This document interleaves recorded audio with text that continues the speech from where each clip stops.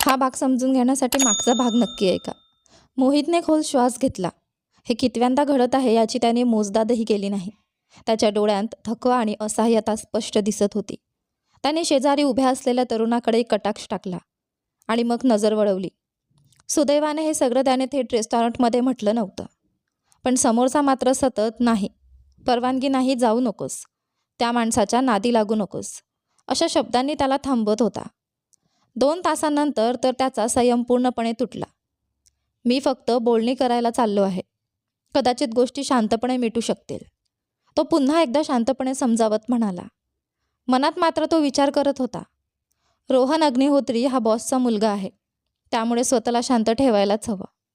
कितीही त्रासदायक असलं तरी मर्यादा ओलांडायच्या नाहीत. पण जर तुला काही झालं तर, जर हा सापडा असेल तर, किंवा त्याने तुला मारायचं ठरवलं तर.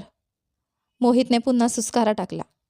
रोहनच्या अतिशयोक्त कल्पनाशक्तीसमोर तो पूर्णपणे हतबल झाला होता. बोलणे या शब्दाचा रोहनच्या मते नेमका अर्थ काय आहे हेच त्याला विचारावंसं वाटलं, कारण त्याच्या समजुतीपेक्षा तो पूर्णपणे वेगळाच वाटत होता. हे बोलणी कशी म्हणायची? त्याच्यावर विश्वास ठेवू नकोस, गँगस्टर्सच्या जगात काहीही होऊ शकतं. मोहितच्या भुवया उंचावल्या. त्याला सांगावंसं वाटलं की तो स्वतःही एक गँगस्टर आहे, पण त्याने तो विषय तिथेच सोडला. वाद पुढे नेण्याची त्याची इच्छा उरली नव्हती. मोहितने गाडी पुन्हा वसतिगृहाच्या खाली थांबवली.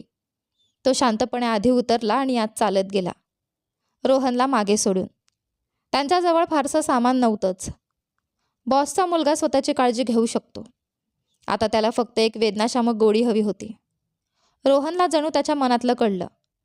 तो गंभीर चेहऱ्याने त्याच्या मागे आला. खोलीत प्रवेश करून दार बंद होताच तो मोहित समोर उभा राहिला. यावेळी त्याने त्याला टाळू दिलं नाही. तू अजिबात जाणार नाहीस, मी परवानगी देणार नाही, समजलं? मास्टर रोहन आणि मास्टर कबीर अग्निहोत्री फ्रान्स शाखेत शिक्षण घेत आहेत आणि विनय तिथे नवीन शाखा उघडण्याची तयारी करत आहे. व्यवसाय वेगळा असला तरी एकाच भागात 2 मोठी कुटुंब सक्रिय असणं आधीच तणावाचं आहे. रशियन गँगस्टरचा मुलगा थोडा थबकला. तिसऱ्यांदा कारण ऐकून यावेळी स्पष्टीकरण अधिक तपशीलवार होतं आणि सूर नेहमीपेक्षा गंभीर होता.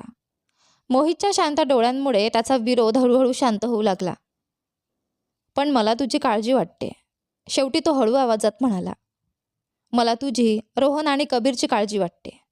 गोष्टी हाताबाहेर गेल्या तर तुम्ही धोक्यात याल. तो थोडा थांबला. समोरच्याचा सूर मवाळ झालेला पाहून त्यानेही आवाज नरम केला. हा निर्णय मी घाईत घेतलेला नाही. कबीरलाही माझ्या मताशी सहमती आहे आणि मी बॉसला कळवून परवानगीही घेतली आहे. रोहनचे खांदे खाली झुकले, जणू आईवडिलांनी दुर्लक्ष केलेलं एखादं मूल.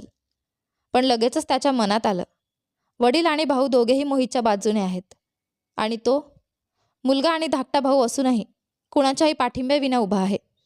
त्या विचाराने त्याच्या मनात खिन्नता दाटली. त्याने खोल श्वास घेतला. मन सावरलं आणि मोहित जवळ आला. त्याने हलकेच त्याचा हात हातात घेतला आणि बोटांनी त्याच्या हाताच्या पाठीवरून अलगद फिरवलं. तो स्पर्श एखाद्या स्त्रीच्या हाताइतका मऊ नव्हता, पण त्या उबदार स्पर्शाने मोहितच्या हृदयात अचानक कंपन उठलं. मास्टर रोहन, मला लुसियाशी बोलायचं आहे. हा प्रश्न मला सोडवायचा आहे. तू माझ्यावर विश्वास ठेवशील? त्याचा आवाज मृदू होता, डोळ्यांत विनंती होती आणि हात हलकेच घट्ट झाले होते. आधी गोंधळलेल्या रोहनला भान आलं, पण त्याचं मन आधीच वितळलं होतं. हे फक्त त्यालाच माहीत होतं. ठीक आहे, पण मीही तुझ्यासोबत येऊ का? मला खरंच तुझी खूप काळजी वाटते. मोहितने ओठ चावून हसू आवरलं. समोरच्याच्या लाडीक सुरामुळे त्याच्या मनात हलकंसं ममत्व दाटलं. पण तरीही रोहन आणि बोलणी हे 2 शब्द एकत्र येणं त्याला अजूनही पटत नव्हतं. इथेच थांब आणि चांगला मुलगा बनून राहा. रोहन अग्निहोत्री त्या हसऱ्या चमकणाऱ्या डोळ्यांकडे निर्विकारपणे पाहत राहिला. मोहितच्या ओठांच्या कोपऱ्यात हलकंसं हसू दडलेलं होतं. गाल किंचित लाल झाले होते. त्याच्या तळहाताची ऊब आणि छातीत धडधडणारं हृदय, हे सगळं रोहनला मनात कोरून ठेवावंसं वाटत होतं. आणि त्याला भान आलं तेव्हा तो नकळत मान हलवून तयार झालेलाच होता. राफेने कळवलं की त्या संध्याकाळी भेट ठरवली जाईल. ही चांगली बातमी होती, कारण विनय पुढच्या आठवड्यात फ्रान्सला जाणार होता. जर लवकर तोडगा निघाला नाही तर कदाचित उशीर होईल. विनयने भेट कॉलेजच्या कॉफी शॉपमध्ये ठेवली. रोहनने जरी तडजोड केली होती तरी तो सोबत येण्याचा हट्ट सोडायला तयार नव्हता. तो थोडा दूरच्या टेबलावर जाऊन बसला. मोठं पुस्तक चेहऱ्यासमोर धरून त्याने स्वतःला लपवायचा निष्फळ प्रयत्न केला. मोहितने एक कटाक्ष टाकला आणि त्याच्या या दयनीय लपण्याच्या पद्धतीवर हलकासा सुस्कारा सोडला. पण तरीही रोहन तिथे आहे ही जाणीव त्याला आतून शांत करत होती, हे मात्र त्याने मान्य केलं. मोहितने कपातील गरम कोको हलक्या हाताने ढवळला. काही क्षणांतच एक उंच सावली आत आली. तो लुसिओ होता, अलीकडे कामानिमित्त सतत संपर्कात असलेला. लुसिओ खुर्चीत रेलून बसला. त्याने मोहितच्या मागे पुस्तकात लपलेल्या रशियन गँगस्टरकडे कटाक्ष टाकला. मग मोहितकडे पाहत भुवया उंचावल्या. काही न विचारताच मोहितने एक हलकासा सुस्कारा टाकला. लुसिओ मंद हसला. त्याला उठून आपल्या बॉसला सांगावंसं वाटलं, ही लपण्याची पद्धत फारच वाईट आहे. पण त्यानंतर होणाऱ्या गोंधळाचा विचार करून त्याने लुसिओला हसू द्यायचं ठरवलं. मास्टर लुसिओ, व्यवसायाबद्दल बोलायला सुरुवात करूया का? गँगस्टरने हसू आवरायचा प्रयत्न केला, पण घशात एक मंद खसखस उरलीच. ठीक आहे, काही प्रश्न आहेत? विचारा. मोहितने हात छातीसमोर घातले. त्याचे डोळे किंचित बारीक झाले. त्यात एक धोकादायक चमक होती, जणू झेप घ्यायला सज्ज वाघ. ऐकलं आहे की विनयला अग्निहोत्री कुटुंबाच्या इंटेलिजन्समध्ये रस आहे? थोडंसं संशयास्पद गौरव वाटतंय. लुसिओने भुवया उंचावल्या. चेहऱ्यावर आश्चर्य आणि संभ्रमाची छटा उमटली, पण ओठांवर हलकंसं असू अजूनही होतं. दुर्दैवाने माहिती जाणून घ्यायची इच्छा आहे हे खरं आहे, पण विनय ती विकत घेणार नाही. तुमच्या माहितीदाराला गैरसमज झाला असावा. जर बर्निया विनयचा माणूस नसता तर कदाचित मी विश्वास ठेवला असता. हे नाव ऐकताच लुसिओच्या चेहऱ्यावरचं हसू पूर्णपणे नाहीसं झालं. त्याचा चेहरा गंभीर झाला. कपाळावर आठ्या उमटल्या. तू कोणाबद्दल बोलतोयस? बर्निया? रोहितने त्याच्याकडे बारकाईने पाहिलं. लुसिओच्या चेहऱ्यावर आश्चर्य, निराशा, पण द्वेषाचा लवलेशही नव्हता. ते विश्वास ठेवण्यासारखं वाटत होतं. विनयला अग्निहोत्री कुटुंबाशी युद्ध हवं आहे का? मोहितने सरळ प्रश्न केला. चेहरा शांत पण नजर तीक्ष्ण. बर्निया विनयचा माणूस आहे, चूक होणं शक्य नाही. लुसिओने दीर्घ श्वास घेतला. हातांनी केस मागे सारले. डोळ्यात तणाव स्पष्ट होता. हो, बर्निया विनयचाच आहे, पण गोष्ट थोडी गुंतागुंतीची आहे. स्पष्ट सांग, कारण तुमची गुंतागुंत अग्निहोत्री कुटुंबाला अडचणीत आणू शकते. लुसिओने त्याच्याकडे पाहिलं. सुरुवातीला जणू विरोध करायचा होता, पण शेवटी त्याने सुस्कारा टाकला. मोहितचं म्हणणं तो खोटं ठरवू शकत नव्हता.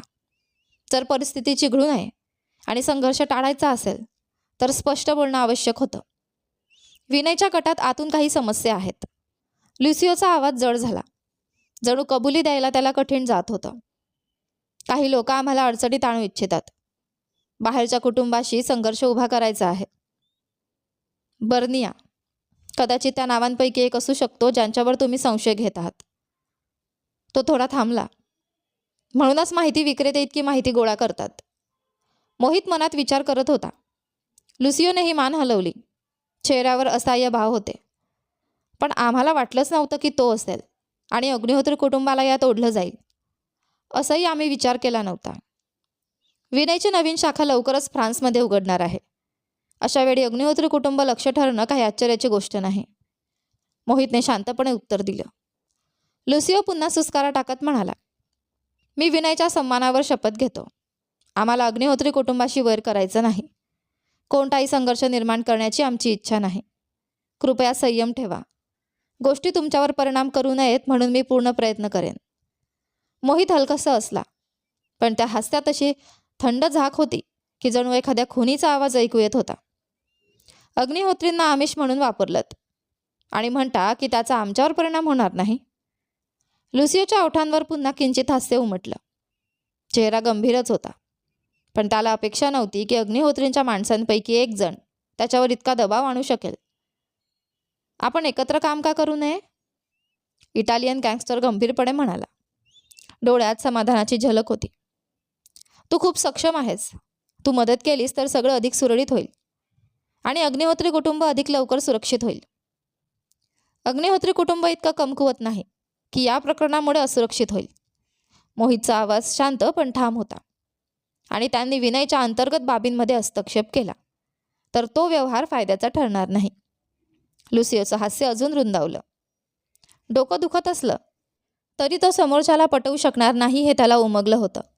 वर्गातला एक शांत साधा आशियाई मुलगा पण व्यवहारात इतका कठीण असेल असं कोणाला वाटलं असतं. या सगळ्यामुळे जर काही नुकसान झालं तर विनय त्याची जबाबदारी घेईल. झालेले खर्च मी भरून काढीन. तो थोडा थांबला. आणि तुझ्या कष्टांसाठी वेगळं मानधन देण्यासही तयार आहे. मोहितने हलकसं शिट्टी वाजवल्यासारखं केलं. समोरचा गंभीर चेहऱ्याने आपली संमती दाखवत होता. ते पाहून त्याला हसू आलं. पण पैशाचा मोह असला तरी त्याच्यासाठी अग्निहोत्रींची सुरक्षितता अधिक महत्त्वाची होती. कधी कोणत्या क्षणी त्याने अग्निहोत्रींना केवळ नियोक्ता म्हणून नव्हे तर मित्र, कुटुंब, विश्वास ठेवण्यासारखे लोक म्हणून पाहायला सुरुवात केली हे त्यालाही कळलं नव्हतं. कदाचित तो दिवस जेव्हा रोहनने त्याच्याकडे गंभीर नजरेने पाहिलं होतं, किंवा कबीर अग्निहोत्रीने स्पष्टपणे सांगितलं होतं की मला तुझ्यावर विश्वास आहे, किंवा मोठ्या भावासारखा कोणीतरी त्याच्यासाठी सॉसेस वाढून दिलं होतं, किंवा कदाचित त्या दिवसापासून जेव्हा एका सुंदर स्त्रीने कोपऱ्यात एकटं बसलेल्या लहान मुलाकडे हात पुढे केला होता. हा सौदा फारसा आकर्षक वाटत नाही, मोहित म्हणाला, जरी त्याला असमाधान व्यक्त करणं योग्य नसल्याचं माहीत होतं. अग्निहोत्री कुटुंब हे मिशेलिन स्टार रेस्टॉरंटपेक्षा उच्च दर्जाचं आमिष आहे. किंमत थोडी कमी नाही वाटत? क्षणात लुसिओचं हास्य नाहीसं झालं. चर्चा अधिक गुंतागुंतीची होत चालली होती. पण मोहितचं हास्य मात्र आणखी वाढलं. डोळे अर्धचंद्रासारखे वाकले, गोड पण थरारक. तुला नेमकं काय हवं आहे? कबीर अग्निहोत्रींसोबत एक कप कॉफी घेऊन बोलूया ना, मोहित सहज म्हणाला. पैशासारख्या गोष्टींमध्ये माझ्यासारख्या मूर्ख माणसाला फारसं कळत नाही. इटालियन माफिया दात ओठात चावत राहिला. मोहितला ठाऊक होतं, व्यवसाय आणि हितसंबंध याबद्दल त्याच्याकडे पुरेशी माहिती नाही. पण एक गोष्ट स्पष्ट होती, विनयला अग्निहोत्रींच्या सहकार्याची गरज होती. मग थोडं कठोर होण्यात हरकत नव्हती. लुसिओने मनात 10पर्यंत मोजलं, भावनांवर ताबा मिळवला. मग सुस्कारा टाकत पुन्हा एक आव्हानात्मक हास्य चेहऱ्यावर आणलं. मला तू खूप आवडतोस. माझ्यासोबत येऊन काम करशील? मोहित फक्त हलकंसं असला. पण त्या क्षणी त्याच्या पाठीवरून एक शिरशिरी गेली, जणू कोणीतरी त्याच्याकडे आरपार पाहत होतं. तरीही त्याने विषय बदलला. मी कबीर अग्निहोत्रींसोबत तुमची भेट ठरवतो. माझ्या संपर्काची वाट बघा. तुमच्यासोबत काम करताना आनंद वाटला. मोहित निवांत पावलांनी दुकानातून बाहेर पडला. मागून येणाऱ्या जड पावलांचा आवाज त्याने पूर्णपणे दुर्लक्षित केला. जोपर्यंत त्या पावलांचा मालक जवळ आला नाही आणि एका मोठ्या हाताने त्याचं मनगट घट्ट पकडलं नाही. समोरच्याचा हात किंचित थरथरत होता.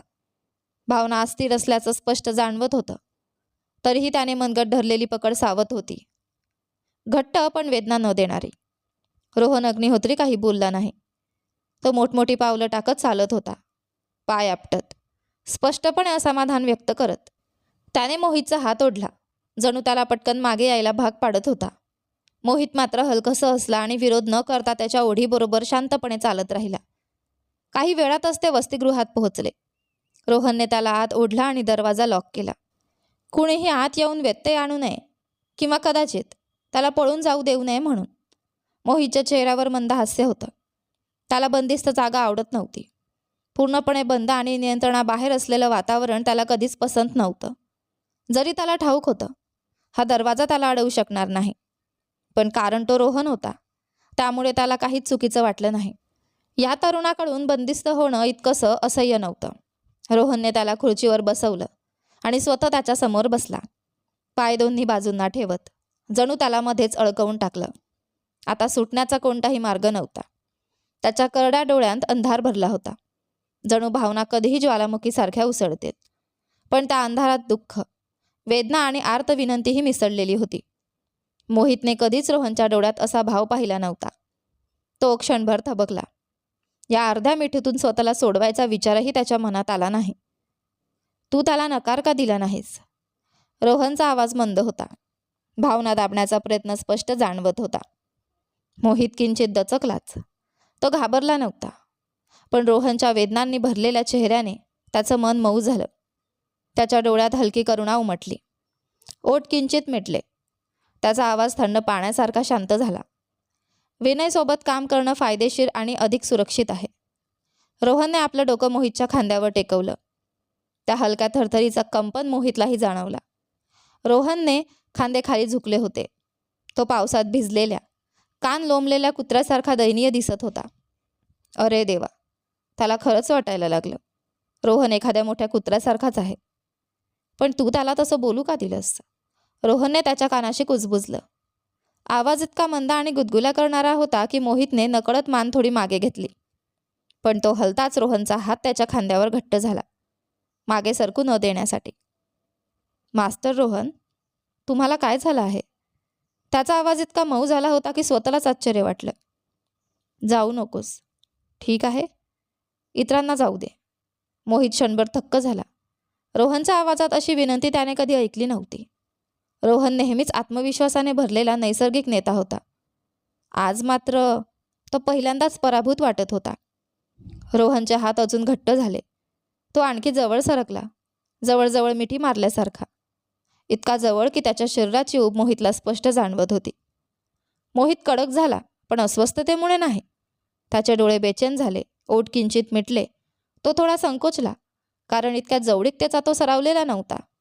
भांडणं सोडली तर तो कधीच कोणाच्या इतका जवळ आला नव्हता. हात कुठे ठेवायचे हेही त्याला कळत नव्हतं. क्षणभर संकोच केल्यानंतर त्याने हळूच हात उचलला आणि समोर त्याच्या पाठीवर अलगद ठेवला. रोहनच्या रुंद पाठीवर त्याचा तळहात टेकला. हालचाली थोड्या अवघडल्या होत्या, पण स्पर्श मऊ आणि शांत होता. त्या उबदार जवळीकतेने मोहितचाच श्वास अडकला आणि त्याच्या छातीत अनामिक धडधड वाटली. त्यालाच कळत नव्हतं तो नेमकं काय करतोय. एवढ्या उंच बलदंड माणसाला शांतवताना त्यालाच थोडी लाज वाटत होती. कान आधीच लाल झाले होते, तरीही तो अलगदपणे रोहनच्या पाठीवरून हात फिरवत राहिला. आता शांत झाला आहेस का? रोहनने उत्तर दिलं नाही. मोहितने विरोध केला नाही हे पाहताच त्याने पकड अजून घट्ट केली आणि ती उबदार मिठीत बदलली. जणू तो त्याला आपल्या हातात सुरक्षित बंदिस्त करत होता, कुठेही निसटू नये म्हणून. जाऊ नकोस, ठीक आहे ना मोहित? त्याचं ऐकू नकोस. ठीक आहे, ठीक आहे, ऐकणार नाही. मोहित सहजच त्याला शांत करण्यासाठी उत्तर देत होता. पण पुढच्या क्षणी रोहनचा आवाज थरथरला.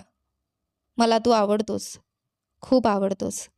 त्याला जितका आवडतोस त्याहून जास्त. मोहित थबकला. हृदय अचानक उडी मारल्यासारखं झालं.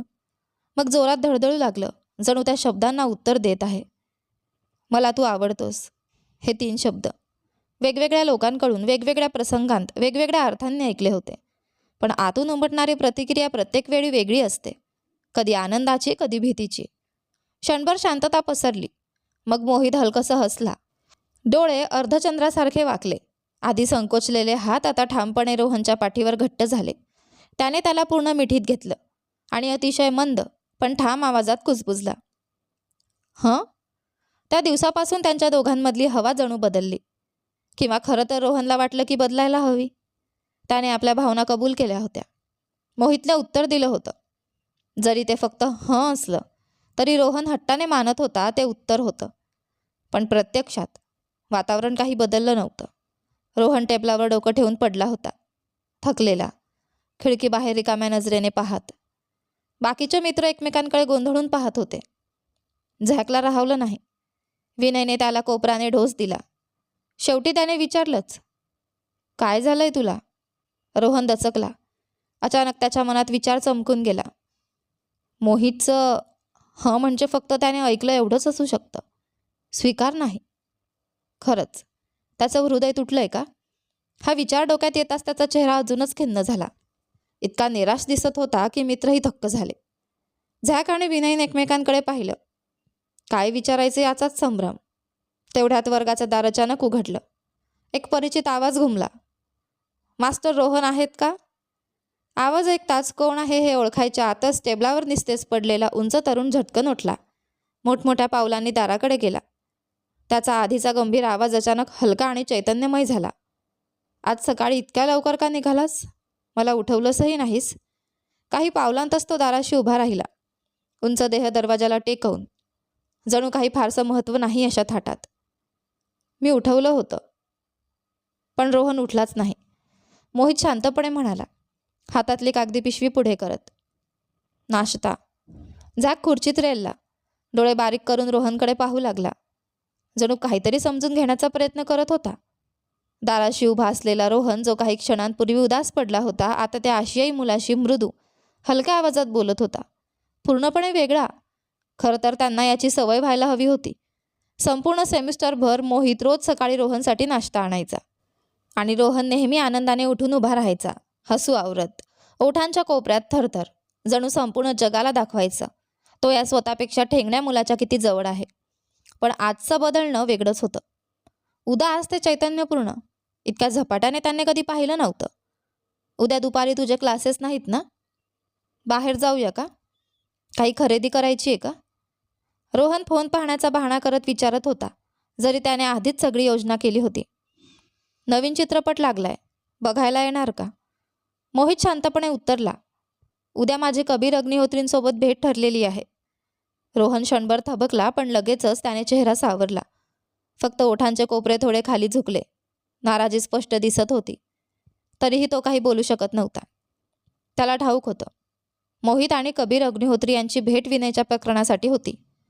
ती इतकी महत्त्वाची होती की पुढे ढकलणं शक्य नव्हतं. मग पुढच्या आठवड्यात? घरी जाताना मध्येच थांबूया. पुढच्या आठवड्यात आपण फ्रान्सला उडणार आहोत. मास्टर रोहन, विसरलात का? रोहन पुन्हा एकदा गप्प झाला. हलकासा खोकला आणि स्वतःला सावरत तो पुन्हा नेहमीसारखा दिसू लागला. पण मोहित मात्र तिथेच उभा राहून त्याच्याकडे बारकाईने पाहत होता, डोळे किंचित बारीक, त्याच्या प्रत्येक प्रतिक्रियेवर लक्ष ठेवून. मोहित इतकं लक्ष देतो याचं रोहनला समाधान होतं, पण त्या तपासणीसारख्या नजरेमुळे त्याला अस्वस्थही वाटत होतं. मोहित, त्याने हळूच हाक मारली, विषय बदलायचं ठरवत. आपण थोडा जास्त वेळ एकमेकांसोबत घालवायला नको का? मोहितने वर पाहिलं. रोहनचा चेहरा गंभीर होता, दाट भुवया जुळलेल्या, अगदी गंभीर, पण आवाज अनपेक्षितपणे मृदू, जवळजवळ आर्जवी. मोहित जितका शांत वागत होता तितकंच रोहनचं मन आतून खाली बसत होतं. त्याला अजिबात कळत नव्हतं मोहितच्या मनात काय चाललं आहे. तो जवळजवळ हार मानणार इतक्यात त्याच्यापेक्षा ठेंगण्या त्या आशियाई मुलाच्या ओठांवर हलकंसं हसू उमटलं. डोळे चमकले, जणू कुणीतरी नकळत ताऱ्यांचं दारू त्यात ओतली होती. मोहित एक पाऊल पुढे आला. क्षणभराच्या संधीचा फायदा घेत त्याने अलगदपणे आपलं कपाळ रोहनच्या छातीला टेकवलं. त्या क्षणाची ऊब दोघांनाही जाणवली. रोहनचे डोळे विस्पारले. तो पूर्णपणे थिजला. छातीतली धडधड इतकी वाढली की जणू ती बाहेर येईल. पण तो हात पुढे करणार इतक्यात मोहित मागे सरकला. त्याच्या चेहऱ्यावरचं हसू हळूहळू विरलं. वाऱ्यावर तरंगेल असा एक मृदू आवाज मागे राहिला, थोडं अजून थांब. मोहित वळला आणि सरळ आपल्या खोलीकडे निघून गेला. रोहन काही क्षण तसाच उभा राहिला. मग अचानक खाली बसला. हाताने ओठ झाकले, चेहरा तापलेला. हृदयाची धडधड अजूनही कमी झाली नव्हती. त्याला आपली रणनीती बदलावी लागणार होती. खरंच वातावरण बदललं होतं. काही क्षणांनी तो स्वतःला सावरून आनंदाने उभा राहिला, अगदी काही वेळापूर्वीच्या उदास अवस्थेपेक्षा पूर्ण वेगळा. बाजूला उभे असलेले मित्र डोळे फिरवत राहिले. रोहनने कागदी पिशवी उघडली, नाश्ता काढला आणि अगदी हलक्या, आनंदी मनाने तो खायला लागला. मोहित नेहमी स्वतःला जे आवडतं तेच निवडतो. त्याला इतकं समजून घेणारा दुसरा कुठे मिळणार? रोहनने नाक उंचावत म्हटलं, म्हणजे आधी तू मोहितसाठी वेडा झाला होतास? झॅकने कंटाळलेल्या नजरेने विचारलं. काय वेडा? काही वाढवू नकोस, आमचं छान जुळतं. विनयने गोंधळलेल्या चेहऱ्याने रोहनकडे पाहिलं. तुझं ब्रेकअप झालं ना? मोहितमुळे? झॅक म्हणाला होता. रोहन अगदी हृदयभंग झाल्यासारखा दिसत होता आणि रोहनचं मन तोडू शकेल असा एकच माणूस होता, मोहित. मी हृदयभंग वगैरे नाही झालो, रोहन लगेचच ताडकन म्हणाला. मी फक्त त्याच्या उत्तराची वाट पाहतोय. हृदयभंग हा शब्द तो काही केल्या मान्य करणार नव्हता. म्हणजे खरंच कबूल केलंस? झॅकचे डोळे विस्पारले. तू खरंच प्रेम व्यक्त केलंस? जबरदस्ती नाही केलीस ना? रोहनने आत्मविश्वासाने मान डोलावली. हलके छातीवर हात ठेवला, जिथे अजूनही त्या स्पर्शाची ऊब शिल्लक होती. जरी ते फक्त हं असलं तरी त्याच्यासाठी ते वचन होतं. नकार? तो पर्यायच नव्हता. थोडं सवय झाली का? गंभीर खोल आवाज ऐकून कागदपत्रात घडलेला मोहित वर पाहू लागला. त्याच्या नेहमी शांत चेहऱ्यावर आज थकव्याच्या स्पष्ट रेषा होत्या. आयुष्यातल्या वादळांचे ठसे उघड दिसत होते. पाहणाऱ्याला काळजी वाटावी असे. अजून अल्पवयीन पहिल्या वर्षाचा विद्यार्थी, पण नुकतेच प्रौढ झालेल्या वरिष्ठांसोबत फ्रान्सला इंटर्न सेक्रेटरी म्हणून आलेला. अर्धही नीट कळत नव्हतं. प्रत्यक्ष मदतही जास्त करता येत नव्हती. पण तो जे पाहत होता, शिकत होता, समजत होता ते त्याच्या वयापेक्षा कितीतरी जड होतं. कबीर अग्निहोत्री फक्त एवढंच म्हणाले होते, भावी सचिवाला हे जमलं पाहिजे. मोहितकडे वाद घालण्याचा पर्याय नव्हता. मूलभूत गोष्टी समजतात, पण विश्लेषण आणि प्रक्रिया यात अजून सराव हवा. या गोष्टी अनुभवाने येतात, कबीर शांतपणे म्हणाले. मग विषय बदलत विचारलं, रोहनची सवय झाली का? क्षणभर मोहित थबकला. थकलेल्या चेहऱ्यावर गुंतागुंतीचे भाव उमटले. ओठ नकळत खाली झुकले. वर्गात आडसात बसलेल्या त्या उंच मुलाची आठवण झाली. अलीकडे मोहित इतका व्यस्त होता की झोपायलाही वेळ नव्हता. पाठ्यपुस्तकांचा ढीग, वर्गापेक्षा जास्त दडपण, कारण कबीरने त्याला ग्रेड स्किपिंग परीक्षा द्यायला सांगितली होती. त्यात इंटर्नचं काम आणि विनयच्या संदर्भात माहिती गोळा करणं. रोहन त्याचा व्यस्तपणा समजतोय असं दाखवत असे, पण प्रत्यक्षात कधीकधी तो ऐकतच नाही असं वाटायचं. तो उंच मुलगा नेहमी जवळ येण्याची संधी शोधत असे. कोण पुस्तक वाचतोय, काय शिकतोय सगळं जाणून घ्यायचं. मध्येच खांदा घासून जाणं, हाताला स्पर्श करणं, शरीराचा एखादा भाग तरी संपर्कात ठेवण्याचा हट्ट. स्वतःमध्ये राहायला आवडणाऱ्या मोहितला ते कधीकधी त्रासदायक वाटायचं, पण पूर्णपणे दूर ढकलासंही वाटत नव्हतं. त्या स्पर्शात एक ऊब होती, जणू शरीरच सांगत होतं तू एकटा नाहीस. रोहन लहानपणापासून लाडावलेला आहे, थोडं सहन कर, कबीर हसत म्हणाले. इतकं वाईट नाही, मोहित नकळत त्याची बाजू घेत म्हणाला. थोडा त्रास होतो, पण किमान मी एकटा नाही. कबीरच्या ओठांवर मऊ हसू उमटलं. काही बोलले नाहीत, पण त्यानेच मोहितचा चेहरा लाल झाला. त्याने लगेच डोळे खाली घातले, कागदपत्रांकडे लक्ष दिलं आणि सगळ्या गोंधळासाठी मनातल्या मनात सोफ्यावर बसलेला त्या व्यक्तीला दोष दिला. हो, रोहन, ज्याचा फ्रान्सच्या कामाशी काहीही संबंध नव्हता, तरी रजा घेऊन इथे आला होता. तू खूप थकशील म्हणून आलो, असं म्हणाला. मोहितला मात्र खात्री होती त्याचं कारण विनय होतं, पण प्रत्येक वेळी विचारलं की रोहन विषय चुकवत असे. अचानक म्हणायचा फ्रान्स फिरायचंय आणि ट्रॅव्हल गाईड काढून त्याच्या शेजारी बसायचा. खोटं बोलण्याची त्याची पद्धत अजिबात सफाईदार नव्हती. तू त्याच्यासाठी असं बोलतोयस म्हणजे माझ्या भावाचं हृदय तुटणार नाही याची मला खात्री वाटते, कबीर हलक्या खेळकर आवाजात म्हणाले. त्यांच्या चेहऱ्यावरचा भाव अगदी रोहनसारखाच होता. मोहितने मनातल्या मनात सुस्कारा सोडला. हा प्रश्न मला धमकी समजायचा का? कबीरने खांदे उडवले, चेहऱ्यावर निष्काळजी भाव. नाही, फक्त मैत्रीपूर्णपणे विचारतोय. तर मग माझ्या भावाला कधी होकार देणार? मोहितने हातातली कागदपत्र नीट लावली, डोकं वर करून शांतपणे विचारलं. मास्तर कबीर, आपण परत जाताय का? कबीरने भुवया उंचावल्या. हा प्रश्न टाळण्याचा मार्ग आहे की लाज लपवण्याची नवी पद्धत? मोहितने डोळे बारीक केले. उत्तर न देता तो उठला, ओठ घट्ट मिटलेले, चेहरा स्थिर पण कान लाल झालेले. कोण म्हणतं भाऊ एकसारखे दिसत नाहीत? इतके सारखे की त्रास होतो. तो ऑफिसमधून बाहेर आला. बाहेर बसलेल्या चमकत्या डोळ्यांच्या उंच आकृतीकडे पूर्ण दुर्लक्ष केलं. रोहन. मोहित काही पावलांतच दाराशी उभ्या अंगरक्षकांकडे गेला. त्याच्या सळसळीत पण ताकदवान पावलांमध्ये ठामपणा होता. गाडी तयार ठेवा, मास्टर कबीर परत जात आहेत, तो हलक्या आवाजात म्हणाला. आलोकने त्याच्याकडे पाहिलं, चेहरा अचानक गंभीर. आमिष आणला आहे का? हो, आमिष तयार आहे. मोहितच्या ओठांच्या कोपऱ्यात किंचित वक्र हास्य उमटलं. डोळे थंड झाले. आज मोठी मासळी पकडायची आहे. हलतंय, ते हलतंय. घाबरलेल्या आवाजांनी मोडकळीस आलेल्या सोफ्यावर अर्धवट आडवा पडलेल्या उंच माणसाला काही फरक पडला नाही. काळसर त्वचा, खोल गेलेले डोळ्यांचे खड्डे, गालावर लांब जखमेची रेख, मजबूत बाहू. यानंतर पुढे काय झाले ते पहा आपल्या कथेच्या पुढच्या भागामध्ये. पण तोपर्यंत हा भाग कसा वाटला कमेंट करून नक्की सांगा. धन्यवाद.